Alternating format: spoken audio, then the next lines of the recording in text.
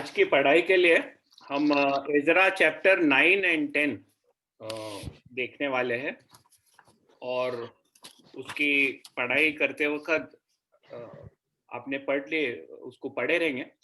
तो ये जो पूरा पढ़ने के बाद एक जो विषय निकलता है उसमें से कि पाप को दूर करना है, हमारे जीवन में से पाप को दूर करना है। तो आज हम देखेंगे कि हम पाप को हमारे जीवन में से किस तरह से दूर कर सकते हैं। तो तीन चीज देखेंगे इस घटना में से। पहला तो पाप के वास्तविकता को स्वीकारना है। पाप के वास्तविकता को स्वीकारना है। We need to acknowledge the fact of sin. दूसरा, पाप को परमेश्वर के सामने मानना है। We have to confess the sin.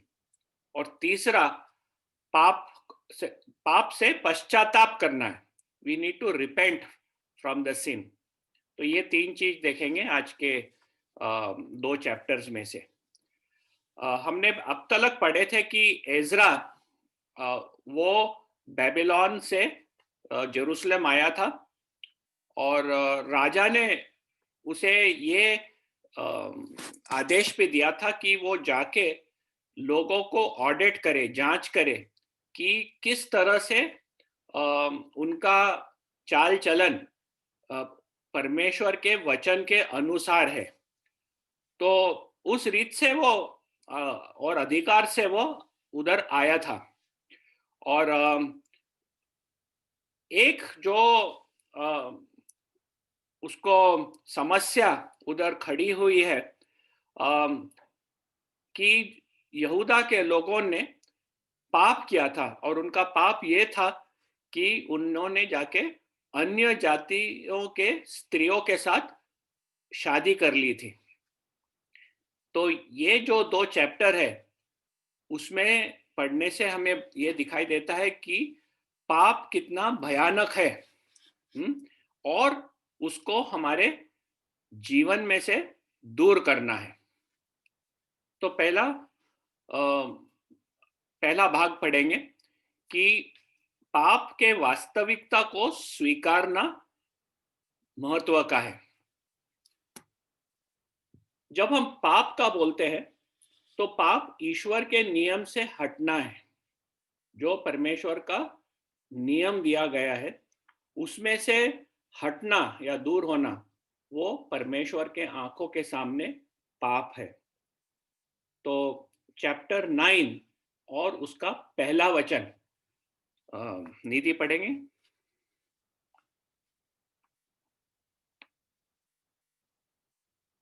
Nidhi chapter 9 verse 1 पढ़ेंगे।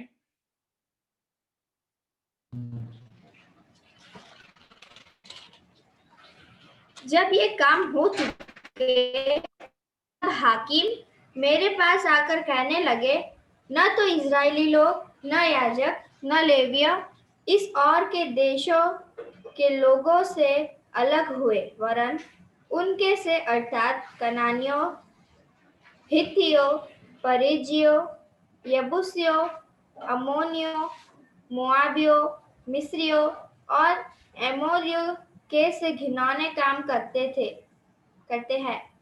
हाँ, तो इधर हम जब ये पहला वचन देखते हैं इसमें से क्या दिखाई देता है हमें? उनका क्या पाप था?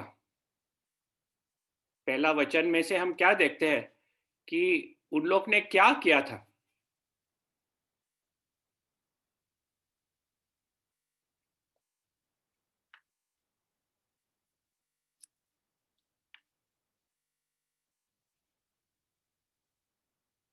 मैं आपको प्रश्न पूछ रहा हूं। चैप्टर 9 वर्स 1 में उन्होंने गलत क्या किया था?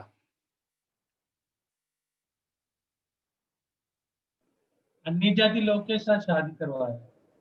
हाँ, तो उन लोग और उनसे दूर नहीं रहा। और उनसे उनको दूर नहीं किया। हाँ, उन लोग ने उनसे अलग नहीं किए। और ये लोग जो है वो घिनौने काम करते थे, जो परमेश्वर के दृष्टि के आगे घिनौना है। और क्या घिनौना काम किया और किस तरह दूर नहीं हुए, वो हम दूसरे वचन में पढ़ेंगे। दूसरा वचन पढ़ना। क्योंकि उन्होंने उनकी बेटियों में से अपने और अपने बेटों के लिए स्त्रियां कर ली है, और पवित्र वंश इस और के देशों के लोगों में मिल गया है, वरन हाकिम और सरदार इस विश्वासघात में सम्मुख हुए हैं। तो इधर देखते हैं कि उनकी बेटियों में से अपने और अपने बेटों के लिए स्त्रियों ले ली है। तो अपने बेटों के लिए, खुद के लिए अपने और अपने बेटों के लिए स्त्रियों उन लोग ने इस अन्य जातियों में से चुना था, और उनका जो पवित्र वंश है वो मिल गया था उधर। तो ये परमेश्वर के आंखों के सामने एक बड़ा पाप था, और ये कबूली हम देखते हैं कि ये पाप है, वो चैप्टर 9 वर्सेस 10 एंड 12, 10, 11 एंड 12 पढ़ेंगे। तो निधि 10, 11 और 12 पढ़ना। इसमें बहुत स्पष्टता से दिया हुआ कि आज्ञा दी थी परमेश्वर ने कि ये नहीं करना, तो वो आज्ञा पढ़ेंगे 10, 11, 12। अब हे हमारे परमेश्वर, इसके बाद हम क्या कहें? यही कि हमने तेरी उन आज्ञाओं को तोड़ दिया है जो तूने यह कहकर अपने दास नबियों के द्वारा दी, जिस देश के अधिकारी होने को तुम जान पर हो, वह तो देश देश के लोगों की अशुद्धता के कारण और उनके घिनौने कामों के कारण अशुद्ध देश है। उन्होंने उसे एक सीमा से दूसरी सीमा तक अपनी अशुद्धता से भर दिया है। इसीलिए अब तू न तो अपनी बेटियों उनके बेटों को ब्याह देना और न उनकी बेटियों से अपने बेटों को विवाह करना।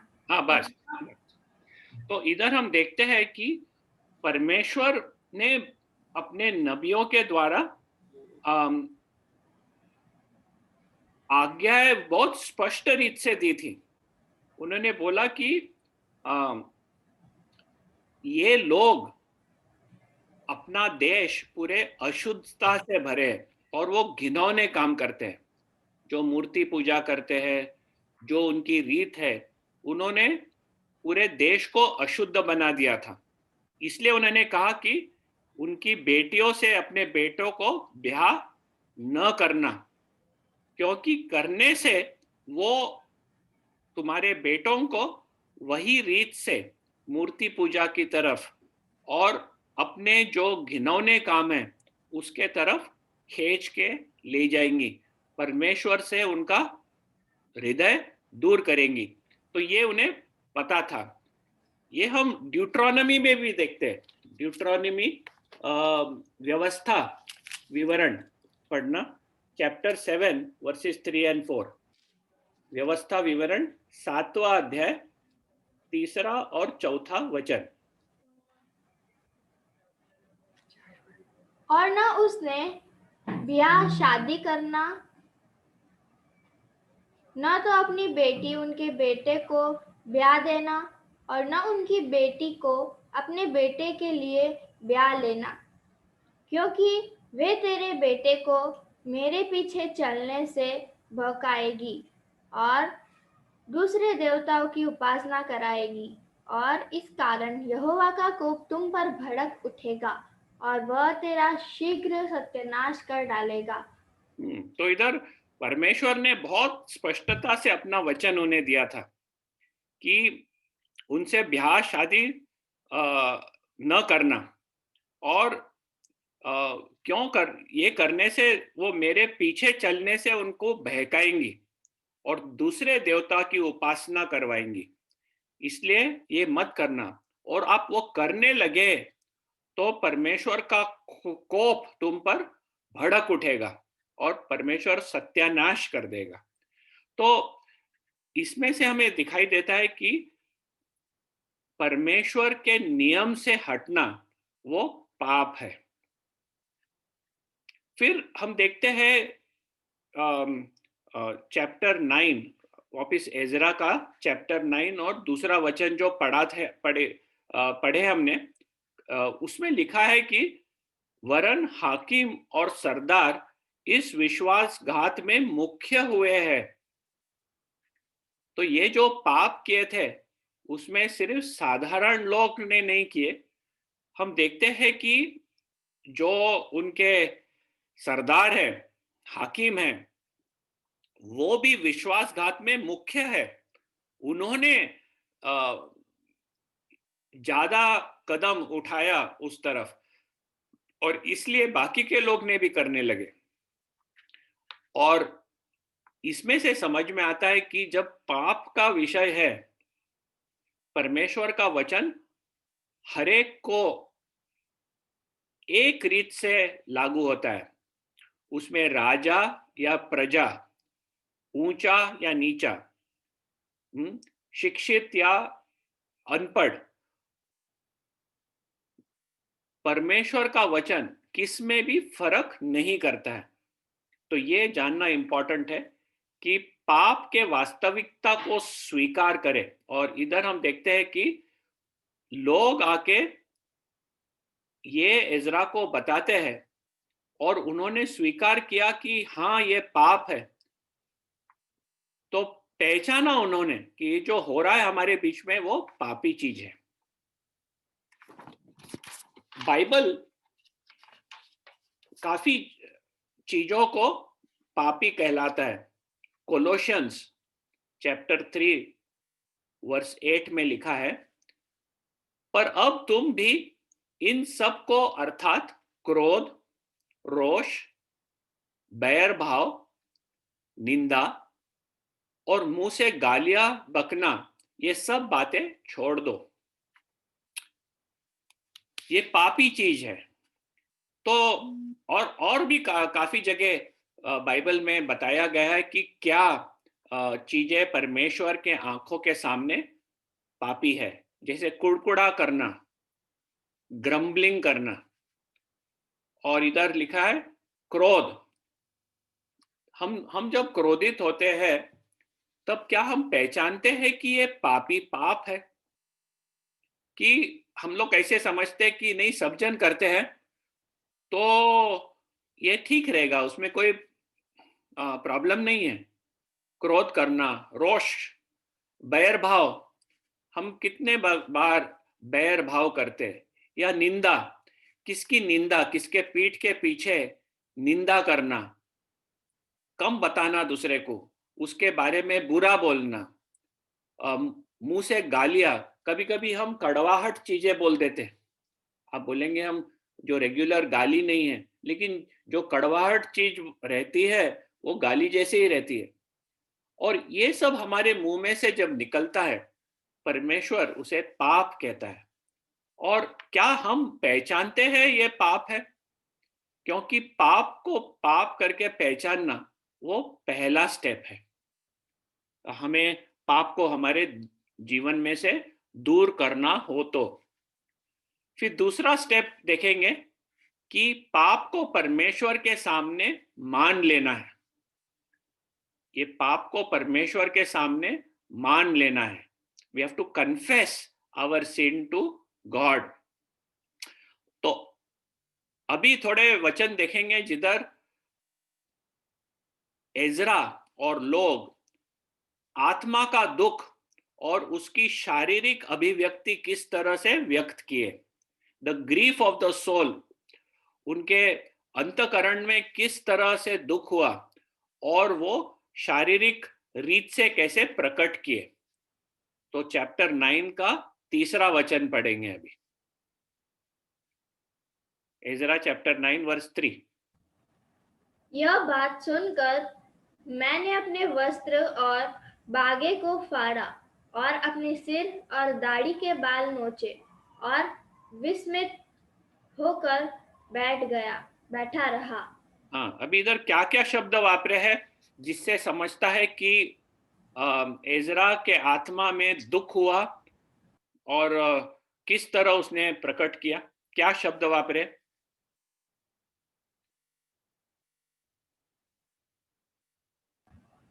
वस्त्र और बागे फाड़ा।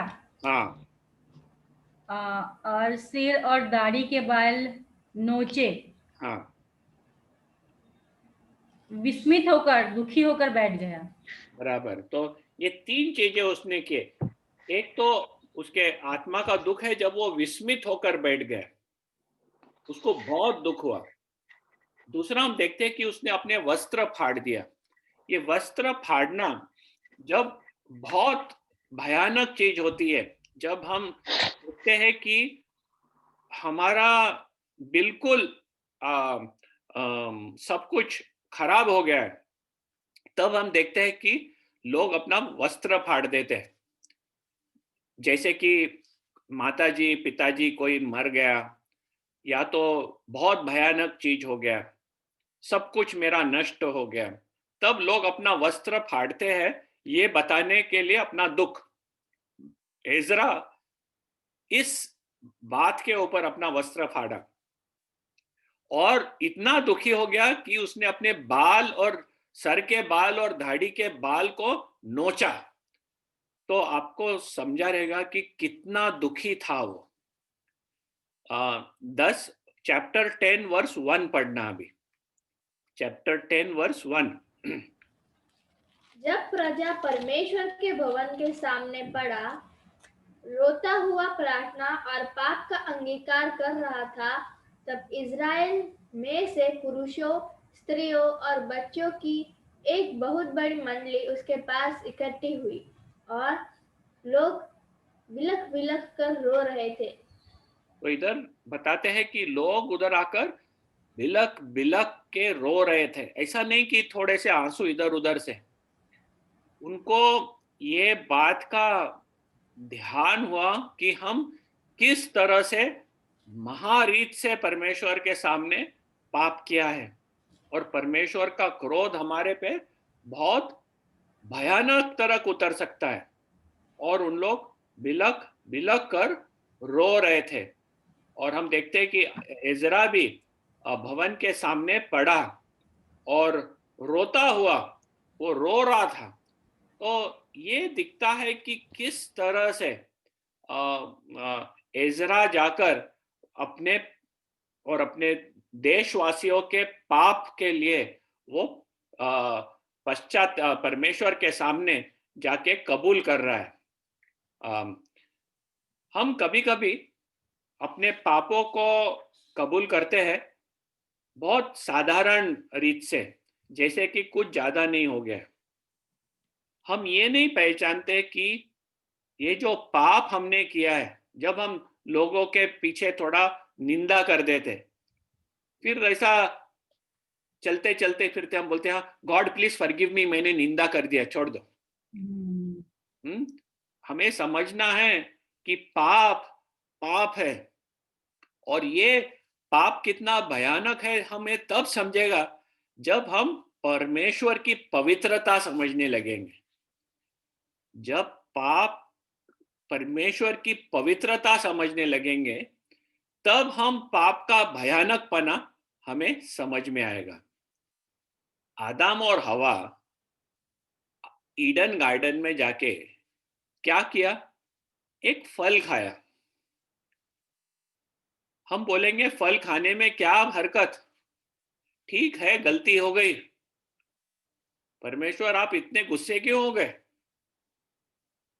लेकिन हमें समझना है कि ये परमेश्वर कितना पवित्र है, और उसने जो आज्ञा दी थी जब उन्होंने तोड़ा, उसका परिणाम आज कुछ 6000 साल बाद हम लोग देख रहे हैं। आजू बाजू आंख खोल के देखो तो ये पाप का परिणाम हर एक जगह हमें दिखाई देता है। स्त्रियों के ऊपर जो अत्याचार होता है, बच्चों के ऊपर बलात्कार होता है, लोग एक दूसरे का खून कर देते हैं, धर्म धर्म के ऊपर लोग एक दूसरे को मार काट करते हैं, चोरी करते हैं, डकैती करते हैं। ये सब हुआ कैसे? आदम और हवा ने एक फल खाया जो परमेश्वर ने उन्हें कहा था कि नहीं खाना आपको। अभी समझ में आता है कि पाप कितना भयानक है। जब हम परमेश्वर की पवित्रता जानने लगते हैं, तब छोटा सा हमारे मन में, हमारे जो ध्यान में जो छोटा लगता है, वो परमेश्वर के लिए बहुत भयानक चीज है, और हमारे जीवन में उसका परिणाम बहुत भयानक होता है। बाइबल में लिखा है कि पाप का दंड मृत्यु है। तब बोलते नहीं है कि वो पाप क्या, मैंने तो छोटा सा निंदा कर दिया या थोड़ा सा बैर भाव कर दिया, उसमें क्या होता है, सब जन करते हैं। लेकिन उसका दंड मृत्यु है, ये समझना बहुत महत्व का है। तो एजरा इस दुख से पकड़ा गया। फिर हम देखते हैं कि दुख ही नहीं हुआ, वो जाके प्रार्थना करता है। वो परमेश्वर के सामने जाके घुटने टेकता है और हाथ उठाकर परमेश्वर की ओर प्रार्थना करता है। तो जब हम परमेश्वर के सामने हमारा पाप मानते हैं, तो एक तो दुख होता है, वो दुख को हम प्रकट करते हैं, और दूसरा जाके प्रार्थना करते हैं। तो ये प्रार्थना करने के बारे में हम देखेंगे कि किस तरह एजरा ने प्रार्थना किया। पहले तो शारीरिक रीत से हम देखेंगे कि वो अपने घुटने टेक के हाथ ऊपर करके करता है। तो चैप्टर 9 वर्स 5 पढ़ना।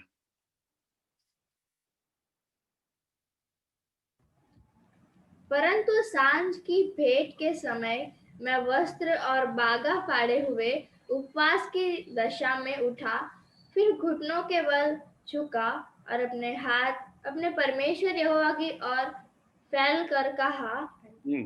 तो ये रीत से हम देखते हैं कि वो प्रार्थना में रूप से परमेश्वर के सामने वो आता है, और जब वो आता है वो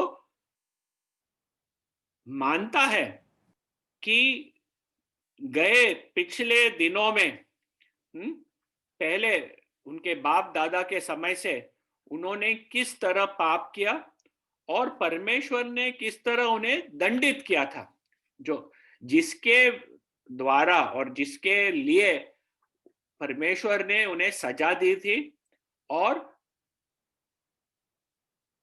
जूडा और जेरूसलम को नष्ट होने दिया परमेश्वर ने, और वो बंधुए होके बेबीलोन 70 साल के लिए निकल गए थे। तो ये सब क्यों हुआ, वो यह याद कर रहा है कि परमेश्वर ने उनके ऊपर दंड दिया था क्योंकि वे पाप किए थे। तो वर्स 6 और 7 पढ़ना चैप्टर 9 का।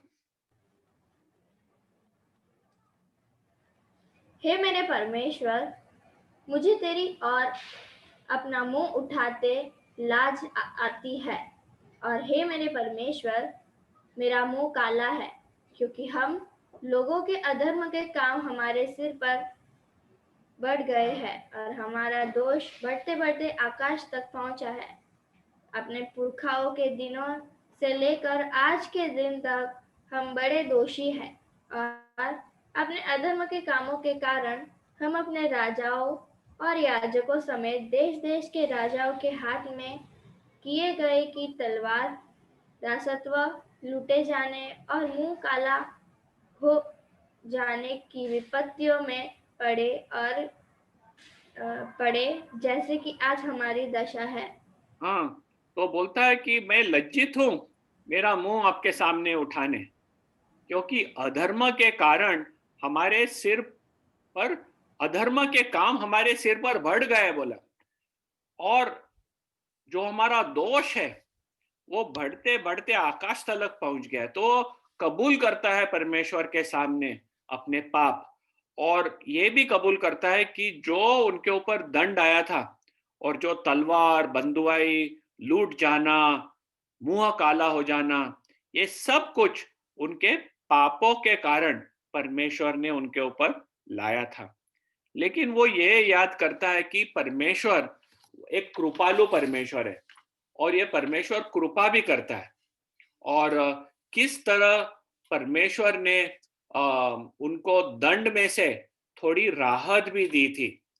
तो वो ये याद करता है कि परमेश्वर हमारा कृपालु परमेश्वर है। चैप्टर 9 वर्सेस 8 and 9 पढ़ना। पर अब थोड़े दिन से हमारे परमेश्वर यहोवा का अनुग्रह हम पर हुआ है कि हम में से कोई बच निकले और हमको उसके पवित्र स्थान में एक खूंटी मिले, और हमारा परमेश्वर हमारी आंखों में ज्योति आने दे, और दासत्व में हमको कुछ विश्रांति मिले। हम दास तो है ही, परंतु हमारे दासत्व में हमारे परमेश्वर ने हमको नहीं छोड़ दिया, वरन फारस के राजाओं को हम पर ऐसे कृपालु किया कि हम नया जीवन पाकर अपने परमेश्वर के भवन को उठाने और इसके खंडरों को सुधारने पाए, और हमें यहूदा और यरूशलेम में आड़ मिली। तो वो ये याद करता है कि अभी थोड़े दिन से हमारे परमेश्वर यहोवा का अनुग्रह हम पर हुआ है। तो याद करता है कि किस तरह डेरियस राजा ने परवानगी दी थी लोगों को आने, फिर आर्टाजर्क्सिस ने कैसे उसे परवानगी दी थी आने। तो ये अनुग्रह है परमेश्वर का, और वो याद करता है कि उनमें से कोई बच निकला है।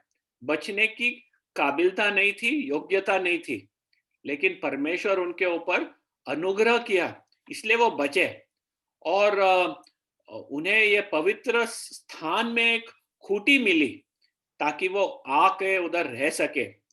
और वो ये भी कहता है कि जैसे कि उनके आंखों में ज्योति आई, और वो दासत्व में जो है थोड़ा सा विश्रांति मिला।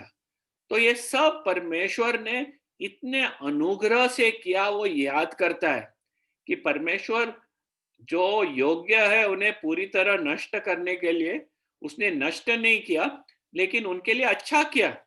और वो याद करता है कि फारस के राजाओं ने हम पर कितना कृपा किया, ताकि अभी उन लोग यहूदा और यरूशलेम में आड़ मिली उन्हें। ये सब परमेश्वर ने वो धन्यवाद देके याद करता है। और ये फिर बाद में हम देखते हैं कि वो सिर्फ शारीरिक रीत से प्रार्थना नहीं करता, वो करता है, वो अपना जो पाप है पहले का उसे मानता है, परमेश्वर की जो कृपा है वो भी मानता है, और जो अब दोष है उनका वो दोष को भी वो कबूल करता है प्रार्थना में। चैप्टर 9 वर्स 10 पढ़ना। अभी उन्होंने ये कबूल करता है कि उन्होंने परमेश्वर का जो नियम है वो किस तरह तोड़ा है उन्होंने। अब हे हमारे परमेश्वर, इसके बाद हम क्या कहें? यही कि हमने तेरी उन आज्ञाओं को तोड़ दिया है। तो बोलते हैं कि देखो परमेश्वर ने हमारे लिए कितना अच्छा सब किया, वो कितना अनुग्रही था हमारे लिए, हमें बहुत कठिन चीजों में से बचाया। लेकिन हम क्या किए, हम इधर आने के बाद उसके जो आज्ञा है वही तोड़ डाले। कौन से आज्ञा तोड़े? उन्होंने जाके ये अन्य जातियों के स्त्रियों के साथ शादी की है। चैप्टर 9 वर्स 14 पढ़ना। वो खुद का जो गिल्ट है वो कबूल करता है। तो क्या हम तेरी आज्ञाओं का फिर से उल्लंघन करके इन घिनौने काम करने वाले लोगों से समध्यान का संबंध करें? क्या तू हम पर यहाँ तक कोप न करेगा जिससे हम मिट जाए, और न तो कोई बचे और न कोई रह जाए? तो वो ये प्रश्न के रीत से परमेश्वर को कहता है, प्रश्न का रीत है, लेकिन उसने उसका बोलने का पॉइंट ये है कि क्या हम तेरी आज्ञाओं को फिर से उल्लंघन करें? तो वो कहता है कि आपने इतना सब हमारे लिए किया, लेकिन हमने क्या किया आपके लिए? आपके आज्ञा का उल्लंघन कर दिया। और जो भी घिनौना काम है, जो घिनौने काम करने वाले, उनके साथ हमने समझाना और संबंध कराया। ये कैसे हो सकता है, हमने ऐसा किया? तो बोलता है कि परमेश्वर, क्या तुम्हारा कोप हम पर पड़ेगा और जिससे हम मिट जाएंगे और कोई भी न बचेगा और कोई न रह जाएगा? ये सब करने के लिए आप योग्य है। मैं अभी आपके साथ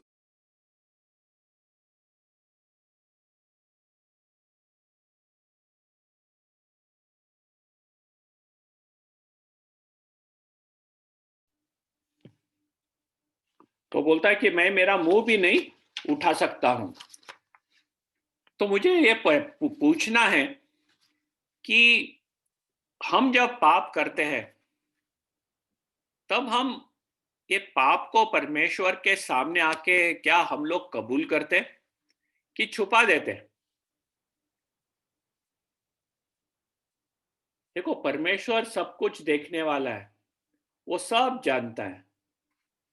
लेकिन हम लोग कैसा करते हैं कि हम दूसरों के आगे नहीं किए रहेंगे कुछ पाप, तो हम सबको बताते कि हम कितने अच्छे लोग हैं। लेकिन परमेश्वर हमारा हृदय जानता है। और जब हम ये घिनौने काम करते हैं, जब हम लोगों के बारे में द्वेष करते हैं, उनके बारे में बुरा बोलते हैं, हम गुस्सा करते हैं, ये सब चीजों करने के लिए क्या हम हमारे पापों को परमेश्वर के सामने जाके कबूल करते हैं या छुपा के रखते हैं? और जब हम हमारे पापों को मानते हैं, क्या हम ये महसूस करते हैं कि ये पाप कितना भयानक चीज है और वो हमें परमेश्वर के सामने दोषी ठहराता है, जिसका दंड मृत्यु लायक है? तो जब हम प्रार्थना करते हैं और हमारे पाप कबूल करते हैं, किस तरह हम करते हैं, ये हमें ध्यान लेना है। क्या हम एक छोटा सा चीज समझ के परमेश्वर को आधे मन से पूछ लेते कि हे परमेश्वर, मुझे माफ कर दे, चलते फिरते, और ऐसे समझ लेते कि ये परमेश्वर का काम है, उसे करना ही है? कि हम पूरे हृदय से परमेश्वर को के सामने जाके हमारा पाप कबूल करते हैं? ये हमें विचार करने का एक चीज है। तीसरा हम देखते हैं कि पाप से पश्चाताप करना है। We need to repent from the sin. पाप से पश्चाताप करना है। पश्चाताप का मतलब कि हम एक दिशा में जो चल रहे हैं, जो गलत दिशा है, उस दिशा में से पूरी तरह से फिर जाना और सही रास्ते पे वापस चलना, उसे रिपेंटेंस कहते हैं। हम मृत्यु के ओर चल रहे हैं। जब हम रिपेंट करते हैं तब हम रुककर पूरा उलट फिर जाते हैं और सही रीत के तरफ चलने लगते हैं। तो ये रिपेंट करना, हमें पाप का पश्चाताप करना है। तो हम देखेंगे कि एजरा ने किस तरह पश्चाताप किया, लोगों ने किस तरह पश्चाताप किया। पहले तो हम देखेंगे कि उन्होंने पाप को दूर करने का एक निर्णय किया। दे टुक अ डिसीजन। ये निर्णय करना महत्व का है और उन्होंने पहला निर्णय किया। उन्होंने एक एक्शन प्लान बनाया। परमेश्वर के वचन पे आधारित एक प्लान बनाया उन्होंने। चैप्टर 10 वर्सेस 2 और 3 में ये पढ़ते हैं। चैप्टर 10 2 और 3 वचन पढ़ना। तब यहीएल का पुत्र शकनाया, जो एलाम के वंश में का था, एजरा से कहने लगा, हम लोगों ने इस देश के लोगों में से अन्य जाति स्त्रियां ब्याह कर अपने परमेश्वर का विश्वासघात तो किया है, परंतु इस दशा में भी इज़राइल के लिए आशा है। तब हम अपने परमेश्वर से यह वाचा बांधे कि हम अपने प्रभु की सम्मति और अपने परमेश्वर की आज्ञा सुनकर थरथराने वालों की सम्मति के अनुसार ऐसा सब स्त्रियों को और उनके बच्चों को दूर करे और व्यवस्था के अनुसार काम किया जाए। ये बहुत एक गंभीर निर्णय उन लोग लेते हैं। उन लोग ने ये मान लिया कि हमने परमेश्वर का विश्वासघात किया है। अभी किया तो है, अभी करना क्या है? तो उन्हें पता है कि जो विश्वासघात किया है उसके लिए उनको परिणाम तो होगा। परमेश्वर का क्रोध उनके ऊपर पड़ेगा तो उन लोग खत्म हो जाएंगे। तो वो बोलते हैं कि परंतु इस दशा में भी इजराइल के लिए आशा है। हमें जो सही है वह करना है। और उन्होंने सब मिलकर परमेश्वर से ये वाचा बांधा। वो बोले कि हम ऐसा वाचा बांधेंगे कि सब स्त्रियों को और उनके बच्चों को दूर करे। ये किस लिए? क्योंकि ये व्यवस्था के अनुसार काम किया जाए। तो उन्होंने व्यवस्था देखा। व्यवस्था में बहुत स्पष्टता से दिया था कि लोग अन्य जाति के स्त्रियों के साथ संबंध न करे। उन्होंने कर दिया था। अभी करे क्या? ये बड़ा प्रश्न उनके सामने खड़ा हो गया। और हम देखते हैं कि उन्होंने ये एक बहुत गंभीर निर्णय लिया कि सब स्त्रियों को और उनके बच्चों को दूर करे। क्या हुआ रहेगा उनके हृदय में? और ये डिसीजन लेने वाले सिर्फ अन्य लोग नहीं हैं, उनके जो अधिकारी लोग हैं, उनके याजक लोग हैं, सब जन इसमें इन्वॉल्व हैं। और वो एक मत होके बोलते हैं कि ये जो परमेश्वर को जो घिनौना दिखता है वो हम दूर करेंगे। और उनकी क्या स्थिति थी? अपने परमेश्वर की आज्ञा सुनकर थरथराने वाले, उन लोग थरथराने लगे कि इतना भयानक हमने पाप कर दिया है। और भयानक पाप के लिए एक भयानक उपाय भी उन्हें लेना पड़ रहा है। तो ये उन्होंने डिसीजन लिया। कितना दुख हुआ रहेगा जो पति लोग हैं, जो पत्नी लोग हैं, और ये भी याद रखना जो बच्चे लोग भी हैं, सब जन को बहुत दुख हुआ रहेगा। एफिशियंस चैप्टर 4 वर्स 21 पढ़ेंगे। एफिसस का पत्र 4 अध्याय और 21वां वचन।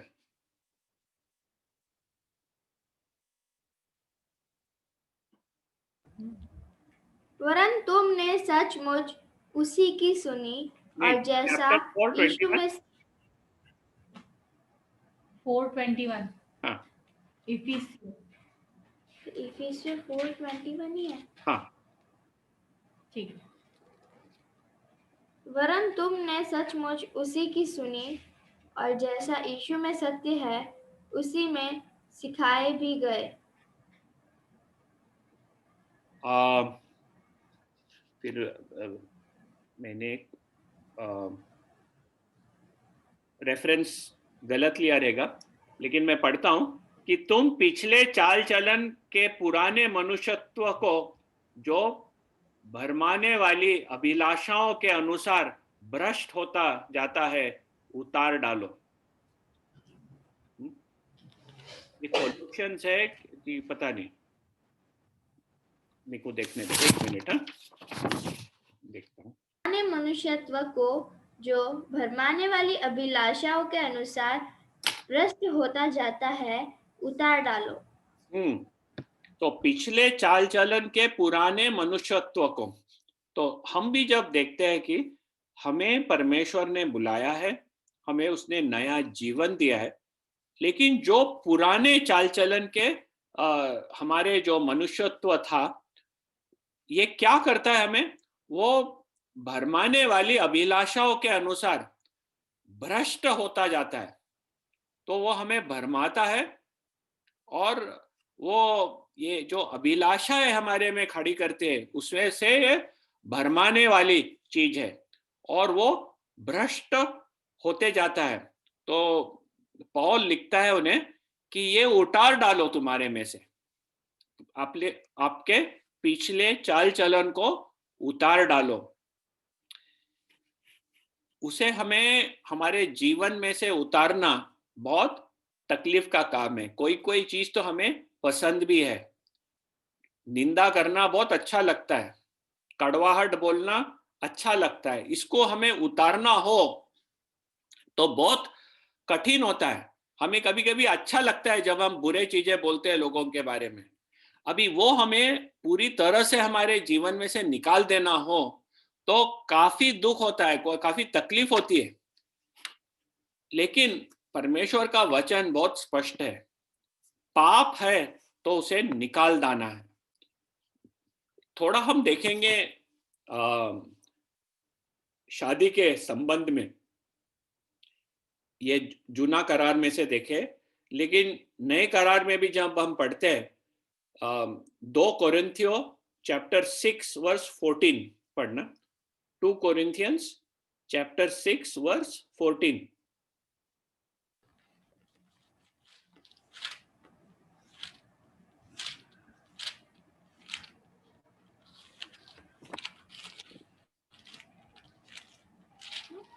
Six verse 40 14 six brother 2 Corinthian chapter 6 verse 14। अविश्वासियों के साथ असमान जुए में न जुटो, क्योंकि धार्मिकता और अधर्म का क्या मेल जोल, क्या ज्योति और अंधकार की क्या संगति। तो वो बोलता है इनको कि अविश्वासियों के साथ क्या लिखा है उधर, अविश्वास के साथ असमान जुए में न जुतो, असमान जुए में न जुतो, don't be unequally yoked with unbelievers. एक एप्लीकेशन इसका शादी में भी है, जिधर बोलता है कि विश्वासी मनुष्य अविश्वासी स्त्री के साथ नहीं लग्न करना है और विश्वासी स्त्री अविश्वासी पुरुष के साथ नहीं विवाह करना है। तो परमेश्वर का वचन बहुत स्पष्ट है। लेकिन नए करार में जब एक पुरुष या स्त्री परमेश्वर के वचन में आते हैं तो शादी में एक विश्वासी हो जाता है और एक अविश्वासी। उसमें क्या करना है वो हम 1 कोरिन्थियंस चैप्टर 7 13 और 14 में देखेंगे। पहला कोरिन्थियन 13 और 14। तो नए करार में हम देखते हैं कि जब एक जन परिवार में से विश्वासी बन जाता है तो हमें दूसरे को दूर नहीं करना है, क्योंकि जो अविश्वासी है वो पवित्र हो जाता है विश्वासी पार्टनर के द्वारा। 1 कोरिन्थियन चैप्टर 7।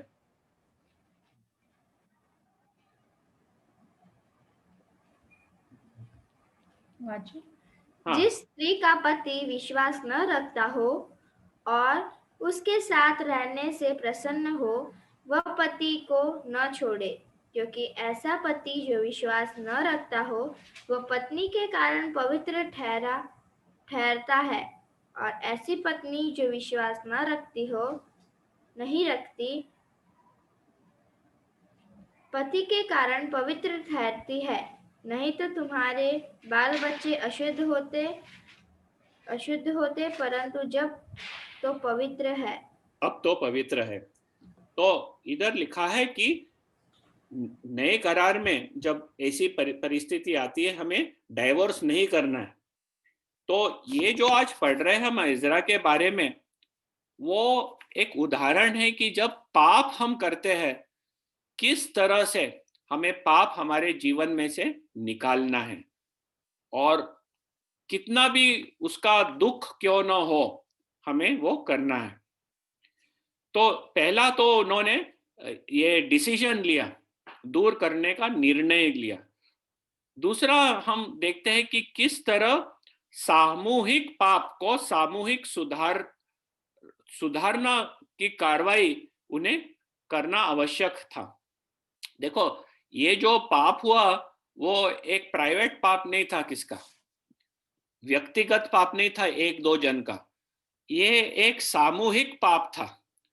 लोगों ने ये पाप स्वीकार करा था, इसलिए ये सामूहिक पाप को एक सामूहिक रीत से कार्रवाई करना आवश्यक पड़ा उन्हें, और वो करे। चैप्टर 10 वर्स 5 पढ़ना एजरा का।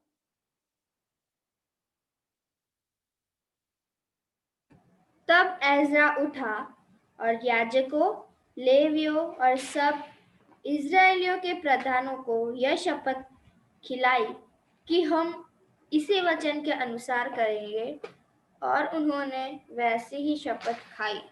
तो वो उठा, सब लोगों को उन्होंने इकट्ठा किया था, और हम देखते हैं कि वो जो जितने प्रधान थे सब जन से उन्होंने शपथ खिलाई। तो ये सामूहिक रीत से जो हुआ, तो उनका पश्चाताप भी सामूहिक रीत से हुआ। अभी 7 और 8 पढ़ना।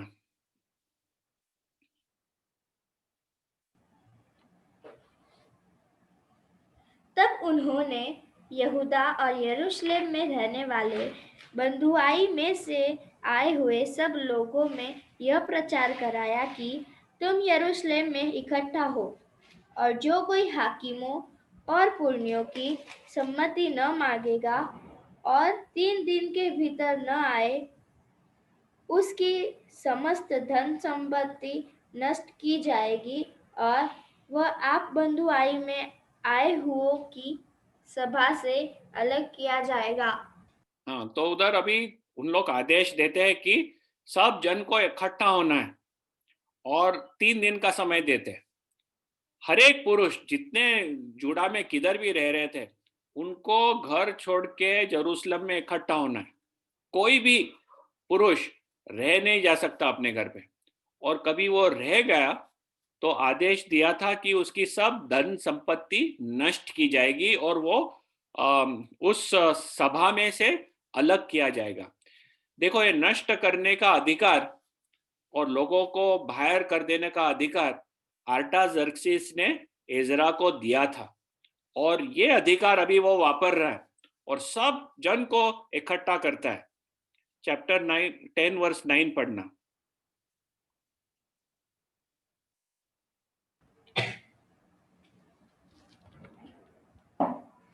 नौवा वचन। 9।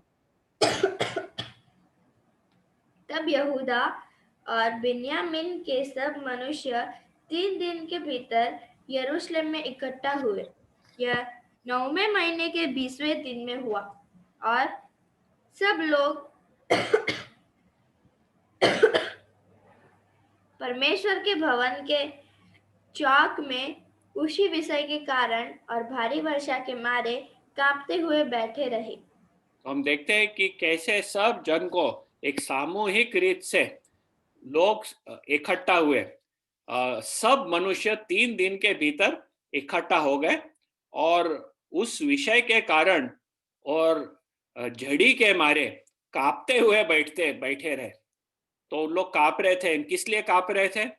एक तो झड़ा, बहुत जोर से बारिश हो रही थी, और दूसरा ये जो विषय था उसके लिए भी कांप रहे थे। तो हम देखते हैं कि किस तरह उन लोग ने निर्णय लिया, और वो एक सामूहिक रीत से भी उसका उन लोग ने इम्प्लीमेंट ये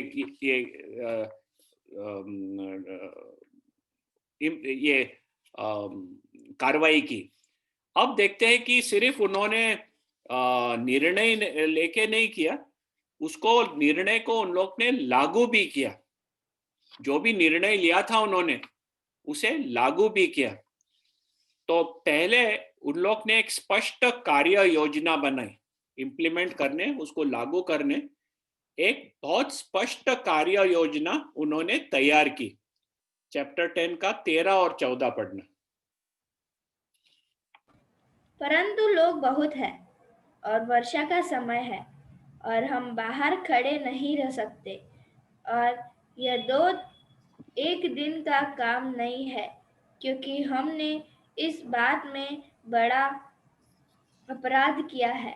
समस्त मंडली की ओर से हमारे हाकिम नियुक्त किए जाए, और जब तक हमारे परमेश्वर का भड़का हुआ कोप हमसे दूर न हो और यह काम पूरा न हो जाए, तब तक हमारे नगरों के जितने निवासियों ने अन्य जाति स्त्रियां ब्याह ली हो, वे नियत समयों पर आया करें और उनके संग एक नगर के पुण्यों और न्यायी आए।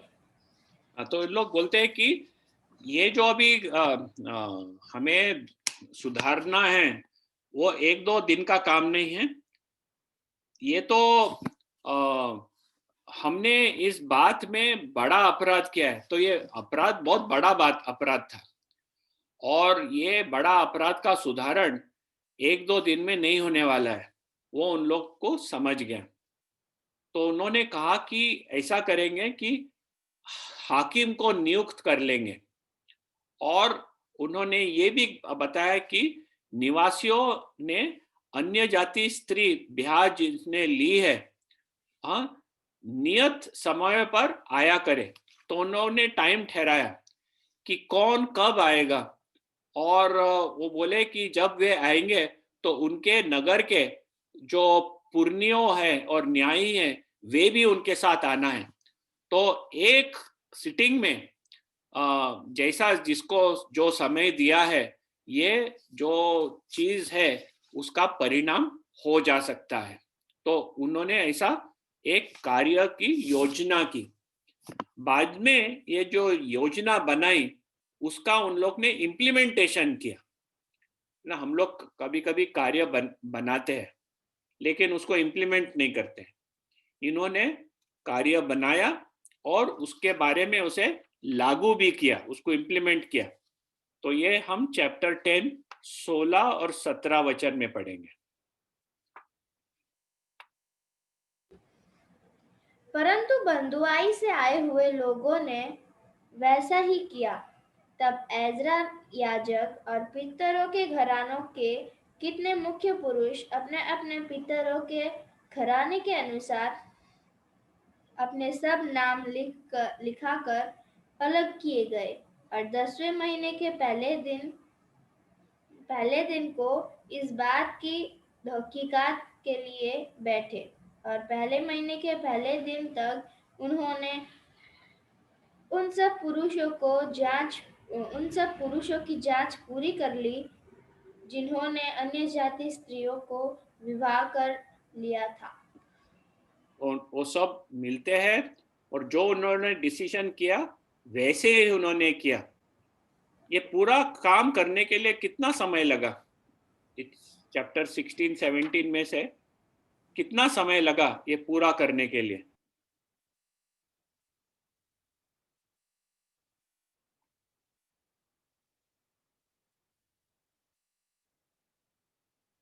जो अभी निधि ने पढ़ी अपने लिए 16 और 17 वर्ष पढ़ते हैं, तो कितना समय लगा ये पूरा काम खत्म करने? 3 महीना। 3 महीने। हाँ, 3 महीने लगे। इतना बड़ा काम था, और उन्होंने जांच करी और वो पूरी कर ली। जिधर अन्य जाति स्त्रियों को जिन्होंने ब्याह किया था, हम देखते हैं कि पूरी तरह से उन्होंने वो काम खत्म किया। बाद में 18 से एंड तक एक लिस्ट दिया गया है कि कौन याजक था, कौन लेवी थे, इजराइल के लोग कौन थे, हर एक का नाम उधर दिया गया है जिन्होंने ये सब किया था। इसमें से हमें क्या सीखने मिलता है कि हम लोग हमारे जीवन में जो पाप है, क्या हम उसमें से बदलते हैं? एजरा लोगों ने जो पाप किया था उसका उन्होंने सुधारण भी किया, वो पाप को उनके जीवन में से उन्हें हटा दिया। क्या हम लोग हमारे जीवन में जो पाप दिखता है, क्या हम उसे हटाते हैं?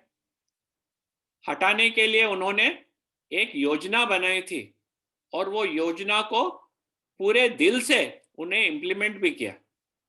क्या हम लोग हमारे जीवन में जो पापी स्वभाव है उसको दूर करने के लिए क्या हम कुछ योजना बनाते हैं, उसके ऊपर काम करते हैं और पूरे दिल से क्या हम उसे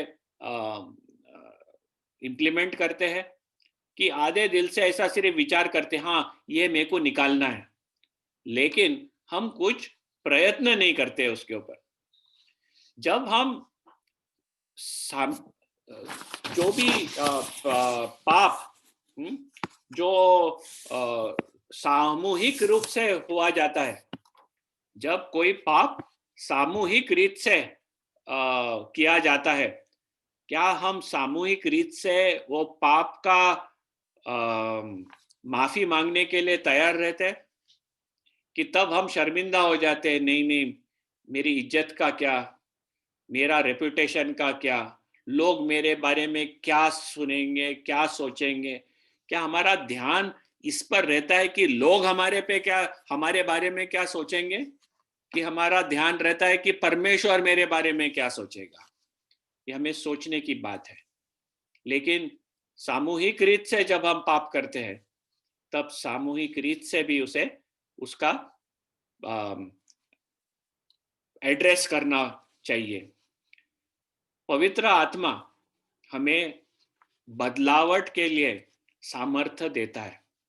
परमेश्वर ने उसका पवित्र आत्मा हमारे जीवन में बसाया है और वो हमें सामर्थ्य देता है पाप को हमारे जीवन में से दूर करने। कभी कभी पाप को दूर करना काफी तकलीफ का काम हो सकता है, दुख पैदा कर सकता है, इट कैन बी पेनफुल। जैसे ये इजरायली लोगों को भी काफी दुख हुआ रहेगा जब अपने पत्नियों को और उनके बच्चों को उन्हें दूर करना पड़ा। तो ये एक विचार हमें सब कुछ करना है कि हमें हमारे जीवन में से पाप को दूर करने के लिए क्या हम तैयार है? दुख भी हो तो उसे दूर करना हो तो पहले हमें वो एक्सेप्ट करना हो, एक्नॉलेज करना हो कि ये पाप है। हम जानेंगे नहीं कि ये पाप है तो उसे निकालने का सवाल भी नहीं उठता है। लेकिन जो पवित्र शास्त्र में से हमें परमेश्वर बताया है कि पाप क्या है, उसे एक्नॉलेज करना है कि वो पाप है। दूसरा, हमें पाप को मानना है परमेश्वर के सामने कि हमने ये पाप किया। और तीसरा, हमें पश्चाताप करना है, हमें फिरना है, हमें उल्टा रास्ता वापस चलना है, गलत रास्ते को छोड़कर सही रास्ते पे चलना है। आज के स्टडी के ऊपर कोई प्रश्न?